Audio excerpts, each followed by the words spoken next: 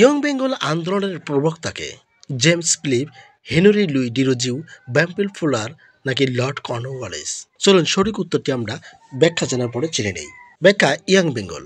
Young Bengal বলতে ইংরেজি ভাব দ্বারাপুষ্ট বাঙালি যুবককে বোঝায়। ইয়াং বেঙ্গল মুভমেন্ট বা আন্দোলনের প্রবক্তা হচ্ছেন হেনরি লুই ডিরোজিও। 19 শতকের প্রথমার্ধ জুড়ে ছিল রাজা রামমোহন রায়ের আন্দোলনের ধারা। দৃঢ়ভাবে সেই ধারাকে বাঁচিয়ে রেখেছিল হিন্দু কলেজের প্রতিভাবান ছাত্রবৃন্দ ইয়াং বেঙ্গল আন্দোলনের মাধ্যমে, যার নেতৃত্বে ছিলেন হিন্দু কলেজের তরুণ অধ্যাপক হেনরি লুইস ডিরোজিও। তিনি তার ছাত্র অনুসারীদের স্বাধীন মতামত ব্যক্ত করার শিক্ষা দিতেন। উল্লেখ্য, ডিরোজিও 1809 খ্রিস্টাব্দে কলকাতা শহরে জন্মগ্রহণ করেছিলেন। ডিরোজিও তার স্কুল শিক্ষক ডেভিড ড্যামন্ডের প্রগতিবাদী, সংস্কারমুক্ত, অসাম্প্রদায়িক, চেতনা সমৃদ্ধ, মানবতাবাদী চিন্তাধারা দ্বারা গভীরভাবে প্রভাবিত ছিলেন। বাংলার রেনেসাঁস যুগের এই প্রতিভাবান তরুণ মাত্র 23 বছর বয়সে 1831 খ্রিস্টাব্দে মৃত্যুবরণ করেছেন। তার মৃত্যুর পরও তার হাতে গড়া অনুসারী ছাত্ররা বিভিন্ন ক্ষেত্রে অবদান রাখতে থাকেন। তাদের মধ্যে উল্লেখযোগ্য ছিলেন রামতরুণ লাহিড়ী, রাধানাথ শিকদার, প্যারীচাঁদ মিত্র, কৃষ্ণমোহন ব্যানার্জি প্রমুখ। এরা সবাই ছিলেন মুক্ত চিন্তাধারা উজ্জীবিত। হিন্দু সমাজের বিদ্যমান সামাজিক ও ধর্মীয় কাঠামো